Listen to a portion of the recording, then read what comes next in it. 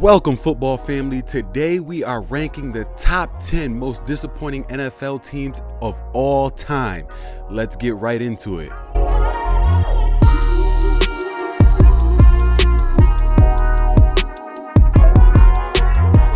To start things out, I have two honorable mentions. The first one is the 2023 New York Jets.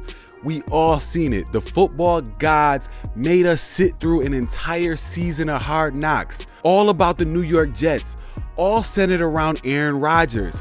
This is probably the most hyped Jets season in the last decade plus.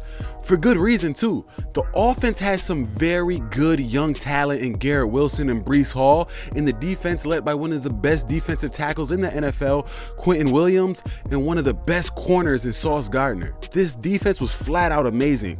But with all of that talent on their roster and Zach Wilson as their quarterback, they could only muster up 7 wins. And after the 2021 Los Angeles Rams were just one quarterback away, we seen them go all out and get their quarterback, Matthew Stafford, and win a Super Bowl right away. With all of that talent on the Jets roster, they sought out to do the same thing. But instead of trading for someone who has never won a playoff game like the Rams did, the Jets pulled off a massive trade and landed 4-time NFL MVP and Super Bowl MVP Aaron Rodgers. Now, with this immaculate defense and really good players at all skill positions on offense, the New York Jets finally got their missing piece. And everyone expected the Jets to compete for a championship. They might not have been the odds-on favorite, but they were definitely expected to be contenders.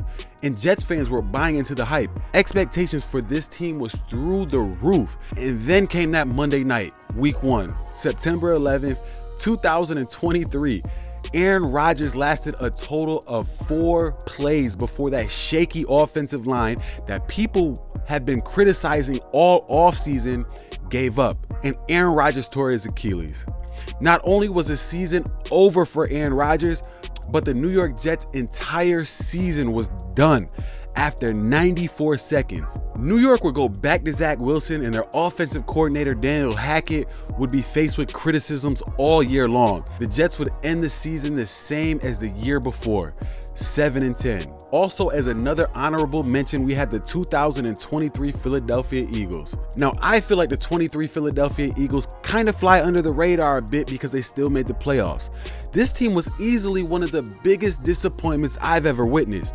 Coming off of a last place Super Bowl loss to the Chiefs the year prior, the Eagles still had high hopes going into 2023, especially since their young quarterback Jalen Hurts would emerge as a star in the NFL. There was no reason to expect the Eagles wouldn't be right back in title contention. And they started the 2023 season off red hot. Well, maybe not red hot. They had some very close games with some average teams like the Patriots, the Vikings, and the Commanders, and even lost to a very bad New York Jets team that we previously just spoke about. But in this league, wins are hard to come by, and this Eagles team would find themselves 10-1 through 12 weeks. And this would include wins over playoff teams like the Rams, the Cowboys, the Bills, and the defending Super Bowl Chiefs. The Eagles were atop of everyone's power rankings while holding on to the best record in the NFL. Then, one of the biggest collapses in league history occurred. With no major injuries, the Eagles would go on to lose 6 of their final 7 games, including losses to the Cardinals, the Giants, and an embarrassing playoff beatdown by the hands of the Buccaneers. A team that only made the playoffs because they play in the league's worst division. The crazy part about all of this is there was no major injuries. Jalen Hurts was still there. When asked about the team falling apart in the offseason, Eagles defensive end Brandon Graham blamed it on coaching, saying we didn't have all the right coaches in the right position. The Eagles would replace their offensive and defensive coordinator, but the fact that Nick Sirianni is still the head coach still bothers me to this day. There's a certain demographic of head coaches that get a very long rope, if you know what I'm talking about. There's no way in hell he should have made it past Black Monday after the team fell apart like that. Now let's get into the countdown. At number 10, we have a team that's unfortunately the biggest disappointment that I've ever experienced as a fan, and that's the 2022 Los Angeles Rams. Coming off a Super Bowl win the year prior, the Rams were gearing up for a repeat. Or worst case scenario, we were at least going to contend for another Super Bowl. Or at least that's what we thought. As a fan of the Rams, I couldn't wait for that opening Thursday night football game to kick off the regular season at home. This would be our first game after winning a Super Bowl. They would be revealing our championship banner. There is no way possible that we would lose this game at home. Not only did we lose the game to the Buffalo Bills, we got destroyed. This game was over in the first half, a complete and utter embarrassment. And at the time, we all figured, hey, it's just a hiccup, maybe like a little bit of a Super Bowl hangover. But it was more of a foreshadow of how the rest of the season would turn out. While this defense was still playing pretty strong, led by Aaron Donald, Jalen Ramsey, and Bobby Wagner, the offense was a completely different story. The Rams actually believed that they could run an offense with Cam Akers as their starting running back. They even brought back Darrell Henderson and thought that he would make a difference. And they made one of the worst free agent signings in recent memory, thinking that wide receiver Allen Robinson could actually replace Odell Beckham Jr. and Robert Woods in the passing game. And then when you add the fact that the offensive line would get completely decimated with injuries from game 1 of the regular season, this team never really stood a chance. By week 11, this team's offensive line had 11 different starting lineups. And what makes this team so damn disappointing is the 2022 Rams would finish 5-12, breaking a record for the most losses by defending champions in NFL history. Man, that was a hard year to get through. There's been definitely a lot of disappointing teams of recent memory, because at number 9, we have the 2022 Denver Broncos. Of course, we start out with one of the biggest trades in NFL history. The Broncos would trade quarterback Drew Lock, tight end Noah Fant, defensive lineman Shelby Harris, 2 first-round draft picks, 2 second-round draft picks, and 5 fifth-round draft picks, all to the Seattle Seahawks for quarterback Russell Wilson. Reading that back, this trade sounds fake. This sounds like a trade that you couldn't even get accepted in Madden. And not only would they give all that compensation up for Russell Wilson, but as soon as they got him in the building, they would give him a massive contract extension. 5 years, $245 million with $165 million guaranteed. This contract extension would keep him under contract until 2028. Everybody was on the Russell Wilson Express screaming, "Let's ride. Broncos country, let's ride."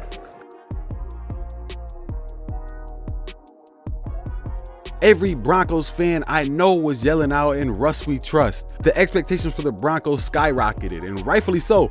Russell Wilson was a star. He previously made a Pro Bowl in 9 of his last 10 seasons. And if you have the opportunity to get a star quarterback, you give up whatever you possibly can. But if you're going to give up all that compensation that the Denver Broncos gave up, you have to actually be 100% sure that it's going to work out. You have to be 100% sure that the person is the star that you expect him to be. And that just wasn't the case. And man, this team fell apart quick. As soon as week 1, the Denver Broncos realized that they probably selected the wrong head coach after Nathaniel Hackett opted for a 64-yard field goal instead of allowing his new quarterback that they just guaranteed $165 million to go for it on 4th and 5 with the game on the line. And that the 64-yard field goal was not even close to his field goal kicker's range. He would soon after admit he made a mistake, but the rest of the season would be filled with mistakes from Nathaniel Hackett. He would go on to be fired as soon as the season ended. Russell Wilson would not only go on to snap his streak of 5 straight Pro Bowl appearances, but he would go on to have the worst season of his career. He would go on to throw only 16 touchdowns and 11 interceptions. He would go on to get sacked a league-leading 55 times, and his 84.4 quarterback rating would be the worst of his career.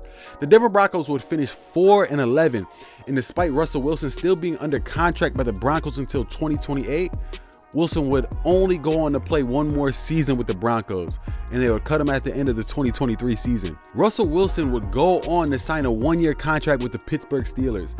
The Steelers would pay him a little over $1 million, which is the league minimum, while the Denver Broncos would still be paying him roughly $37 million in the 2024 season to play for the Pittsburgh Steelers. That was one of the biggest disappointments in NFL history and one of the worst trades of all time. At number 8, we have the 2007 Dallas Cowboys. Now, this was probably the best team the Cowboys had since winning the Super Bowl back in '95. The Cowboys concluded the regular season with a 13-3 record, matching the best in the NFC and securing a first-round bye and home field advantage throughout the playoffs for the first time since 1995. Despite their strong performance in the regular season, they were unexpectedly defeated 21-17 by the New York Giants, their division rivals and eventual Super Bowl champions. This loss was really surprising as the Cowboys had won both of their regular season games against the Giants by 10+ points. This loss would extend the Cowboys streak without a playoff win to 11 seasons and equal the NFL record for 6 consecutive playoff losses. The craziest stat of the 2007 Dallas Cowboys is this team had 13 Pro Bowlers. There's only 11 people on the field at a time. I'm going to say that again, this team had 13 Pro Bowlers, led by quarterback Tony Romo, defensive lineman Flozell Adams, Andre Garrod, Leonard Davis, linebacker Greg Ellis, cornerback Terrence Newman, safeties Roy Williams and Ken Hamlin, and 3 first-team All-Pros in Terrell Owens, Jason Witten, and DeMarcus Ware.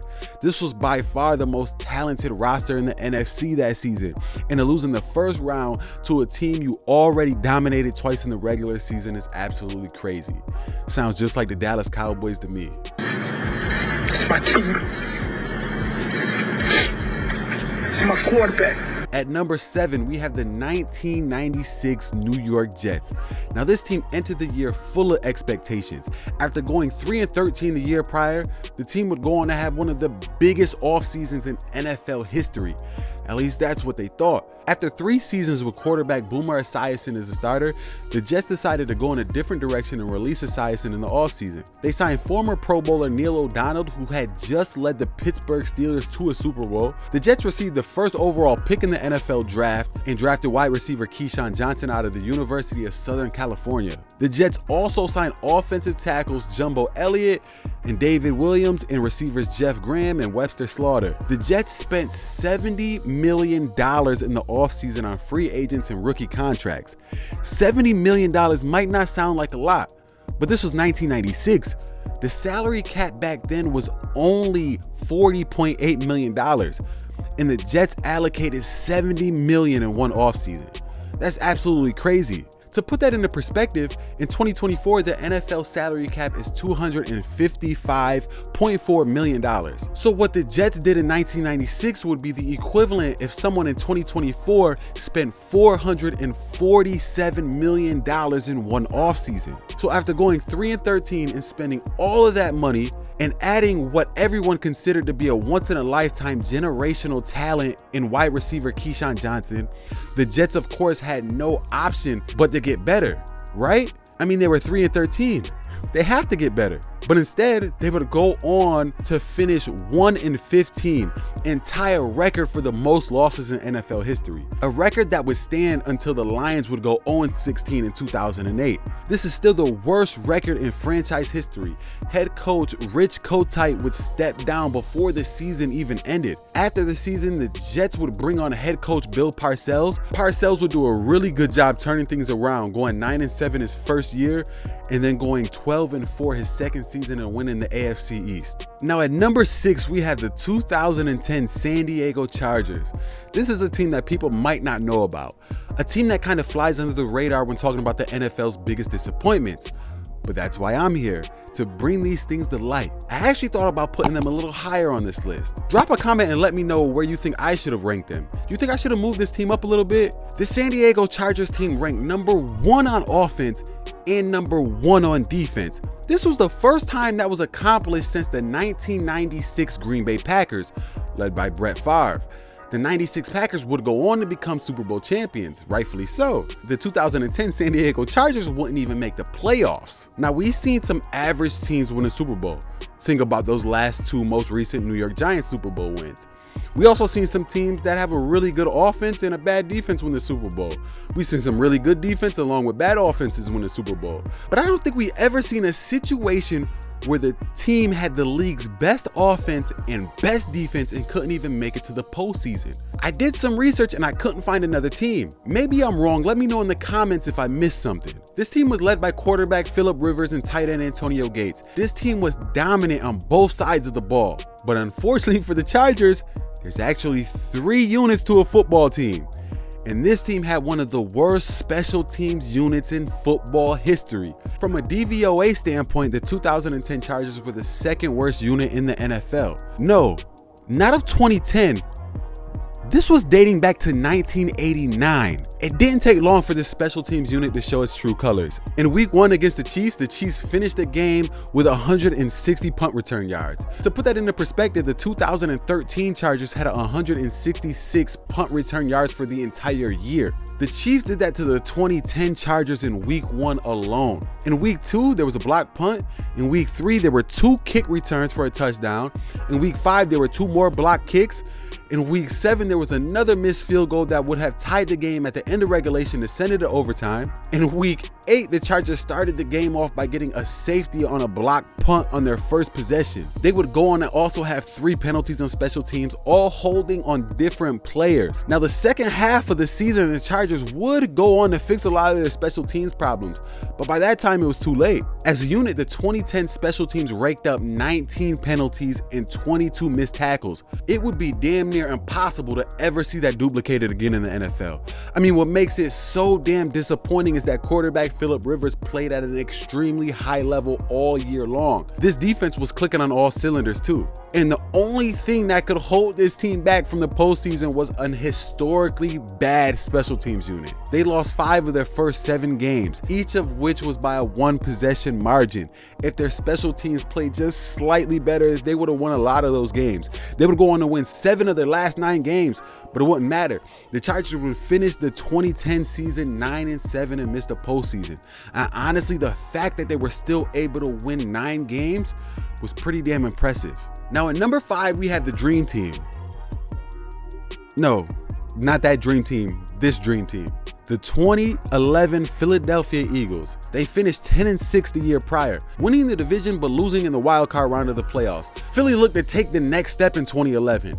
The Eagles made several high-profile additions in the offseason, including cornerback Dominique Rodgers-Cromartie, Nnamdi Asomugha, Vince Young, Ronnie Brown, Evan Mathis, Steve Smith, and Jason Babin. And this was a team that already had Pro Bowlers like Michael Vick, LaShawn McCoy, and Deshaun Jackson on their roster. This roster featured 10 players who have made 25 Pro Bowl appearances between them all. Despite all of this talent, this team just couldn't get it together. Defensive end Cullen Jenkins, when asked about his time on the 2011 Eagles, would be quoted as saying, "We just didn't gel well. There were different personality types. We didn't come together as a unit. It was tough to say if we lacked leadership. When you get a lot of new players, it's hard to establish who the leader is. You had a lot of high-profile names. People were coming into a new system, so you really didn't want to step on anybody's toes. You were trying to feel out the organization, the other players, how they do things, the expectations." During a training camp interview, backup quarterback Vince Young would call the Eagles team a dream team. Oh, dream team. Even though he would go on to say a lot more in that interview and his words were really taken out of context, those 2 words, dream team, Oh, dream team. were the only words the media would talk about. The Eagles would spend the rest of their season eating those words. They would start the season 1-4. Despite winning their final 4 games of the regular season, the Eagles would finish just 8-8 and miss the playoffs for the first time since 2007 and be one of the biggest disappointments in NFL history.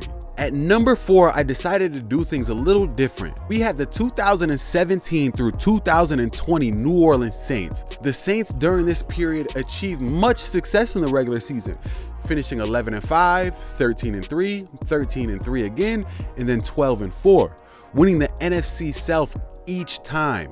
But this entry on this list is more about heartbreak than disappointment. The 2017 season ended with the Minneapolis Miracle.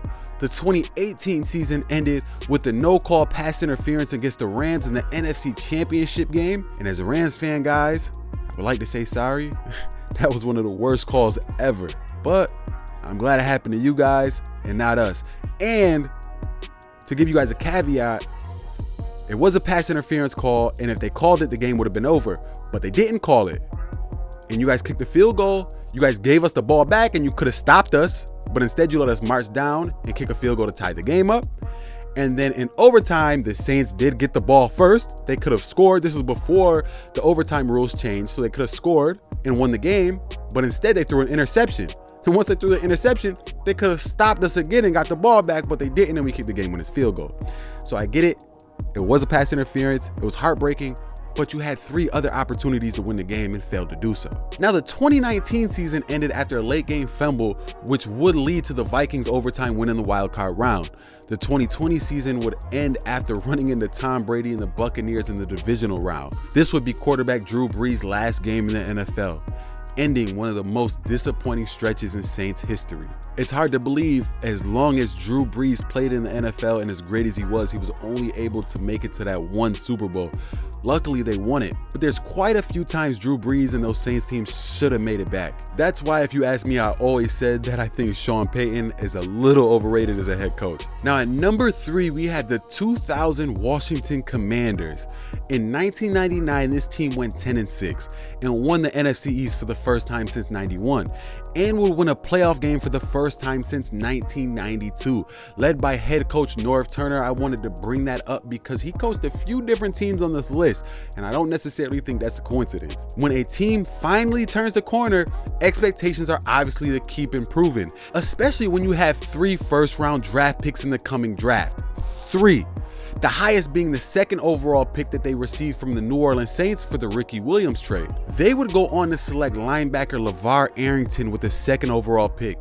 LeVar Arrington would go on to be a future 3-time Pro Bowler. And in an era where we've seen Ray Lewis, Brian Urlacher, and Zach Thomas, LeVar Arrington was right up there with those guys. Well, maybe a tier below. He wasn't as good as those other linebackers were, but he was still very impressive.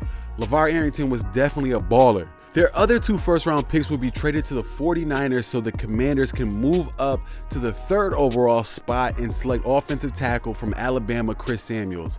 Samuels will go on to be a 9-year starter in the NFL, all for Washington. And out of those 9 years, he would be a 6-time Pro Bowler. Not only did this team have a great NFL draft, free agency was even better for this Washington team.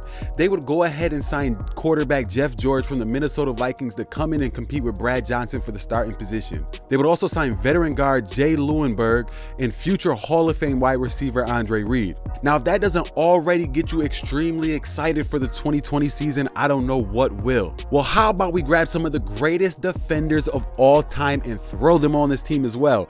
They would go on to sign the great defensive end Bruce Smith from the Buffalo Bills, and the greatest cornerback of all time, Deion Sanders. This secondary also saw the addition of safety Mark Carrier. It's safe to say that nothing short of a Super Bowl win would be a disappointment from this team. This was the dream team before the 2011 Eagles. Oh, dream team. Now, this team was just previously 10-6, coming off an NFC East title and a playoff victory. After adding all of these stars, there is no way this team doesn't improve. Similar to the 2011 Eagles, dream teams in the NFL simply do not work.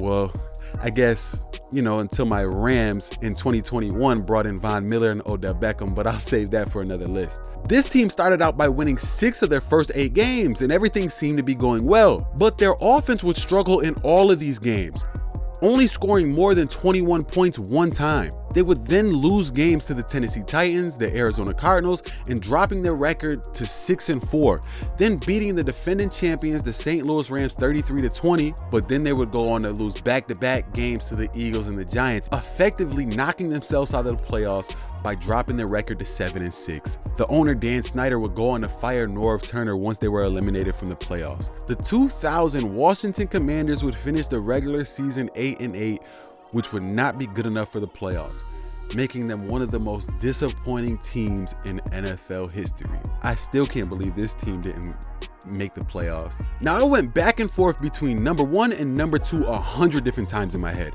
I even called a few friends and got their opinion.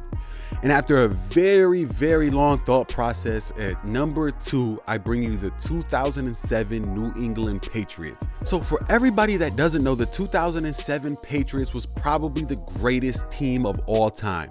They finished the regular season 16-0. They became just the 8th team in NFL history to complete a regular season without any losses, and the first to achieve that since the 1972 Miami Dolphins. Additionally, they were only the 4th team to finish both undefeated and untied.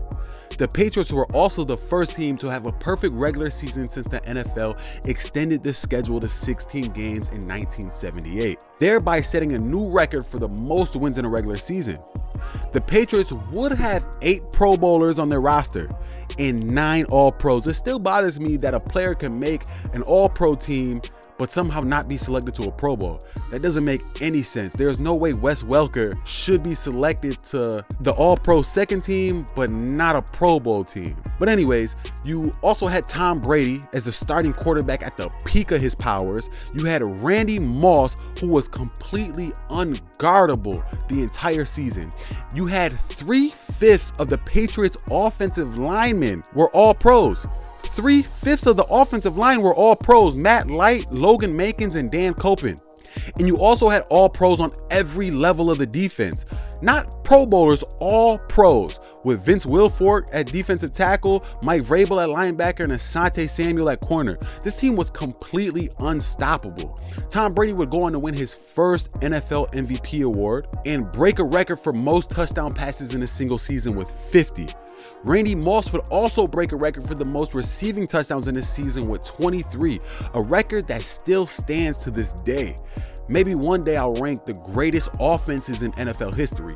I'm not sure if this team will be number 1, but I know for a fact it'll be very high on that list. So after the Patriots steamrolled through the regular season, they would be awarded a first-round bye. They would play the Jacksonville Jaguars in the AFC divisional round. In this game, Tom Brady would break yet another record, this time for completion percentage in a game with 92.9%, going 26 for 28. In the AFC Championship game, the Patriots would play the Chargers, and this was the infamous San Diego game where Phillip Rivers played the entire game with a torn ACL, and LaDainian Tomlinson would exit the first quarter with an injury and never return. I swear the Chargers are like the LA Clippers of the NFL. No matter how good their team is, they will never win anything. It's sad to see. I don't know if you believe in curses or not, but organizations like the Clippers in the NBA and the Chargers in the NFL make you believe in curses, that's for sure. They got a spell cast on them or something. The Patriots would go on to play the New York Giants in the Super Bowl. The Patriots were 12-point favorites. If you look back at the biggest Super Bowl favorites of the last 20 years, the 2007 Patriots are by far number 1 on that list as the biggest favorite. While the New York Giants were probably the complete opposite of the Patriots that year. And not to shit on the Giants, but if I were to make a list about the worst Super Bowl champions in NFL history, these Giants would definitely make that list. There is no way in hell the Patriots should have lost that game. This is reminiscent of the 2016 Golden State Warriors. If there's any NBA fans out there, you know what I mean. But at least the Golden State Warriors, who broke a record for the best regular season record in NBA history, at least they can say that they ran into a prime LeBron James, and that's the reason why they couldn't finish the job. But the team with the greatest season in NFL history cannot say the same. This high-powered New England offense would go on to score just 14 points in the Super Bowl and lose to the Giants 17-14, quickly going from the greatest team in NFL history to one of the biggest disappointments ever. And at number 1, we have a disappointment, heartbreak, and flat out pain all rolled into one. Well, technically rolled into 4 different teams. I'm talking about the 1990 through 1993 Buffalo Bills. Now, from a fan perspective, nothing is more exciting than your favorite team finally making it to the Super Bowl for the first time ever, or the first time in your life. You literally root for the same team every year, your entire life, never knowing if it would actually happen. How many times have you heard a fan say, man, I just want to see such and such win a Super Bowl before I die. I just want to see the Buffalo Bills win one before I die. And then it finally happens. You are finally in the big game. You are on cloud 9. In the 2 weeks between the conference championship and the Super Bowl are some of your happiest moments ever. You just walk around being happy for no reason. But there is a reason. It's because the team that you cheered for your entire life is this close to finally winning a game and being a part of football heaven. And all of that excitement gets sucked out of you when you realize that your team actually came up short in the big game. Now take that disappointment and times it by 4. And now you had the Buffalo Bills of the early 90s. The Bills would finish the 1990 regular season 13-3. That was the best record in franchise history. That's a record that still stands to this day. They would go on to tie that record in 1991 and 2020. This team was led by 10 Pro Bowlers and 5 All-Pros. I mean, talent was everywhere on this roster, from quarterback Jim Kelly to wide receiver Andre Reed, running back Thurman Thomas, center Kent Hull, linebacker Cornelius Bennett, Darryl Taylor, and of course the great Bruce Smith. Despite being 7-point favorites, the Buffalo Bills would lose to the New York Giants in the Super Bowl 20-19 as Scott Norwood missed a game-winning 47-yard field goal as time expired to give the Giants the win. Buffalo would go on the following year to repeat their success by once again going 13-3. This time Buffalo would go on to face Washington in the Super Bowl and lose 37-24. Then after that, the Bills would run up against the Dallas Cowboys of the 90s. Unfortunately for them, you know, Troy Aikman, Michael Irvin, Emmitt Smith, they never really stood a chance. They would go on to get absolutely embarrassed, losing their 3rd straight Super Bowl 52-17. Then of course in 1993, they ran into the same Dallas Cowboys team and lose 30-17. I can only imagine that this had to be absolutely soul crushing. I mean, as an adult, I recently seen my team, you know, the Rams, make it to a Super Bowl and only score 3 points against the Patriots back in 2018. That hurt so damn much. I imagine if we made it back the following season, I would be a little hesitant to celebrate that NFC championship. But then to go to the Super Bowl 3 straight times, I can imagine everybody in the fan base saying, 3rd time's a charm, this has to be our year. But then after losing 3 straight Super Bowls, I mean, I can imagine a lot of people probably wanting to give up on your football team at that point. And then go to their 4th and final Super Bowl, and I promise you, losing 3 straight Super Bowls would have been perfectly fine if they won that final one, because losing does nothing but make it all that much sweeter when you finally win it all. Then to lose it again for the 4th time in a row? It's hard for me to put that into words, because as a fan, I don't know what I would do or how I would feel if that happened to my favorite football team. Something like that would make me want to just give up as a fan. Then in 1994, the Buffalo Bills would go 7-9 and not make the playoffs and have not returned to a Super Bowl since. Now, I live in Western New York, about an hour away from Buffalo, and I can tell you, people here still are haunted by those 4 straight Super Bowls. That still bothers this fan base a lot, and rightfully so. After losing 4 straight Super Bowls, the Buffalo Bills in 1994 would go 7-9 and not even make the playoffs. And they have not returned to a Super Bowl since, easily making the Buffalo Bills of the early 90s the most disappointing team in NFL history. Thank you all for watching. I will be making a lot more lists like this, along with a lot of other football content. So subscribe and click right here to stay up to date on the greatest sport in the world.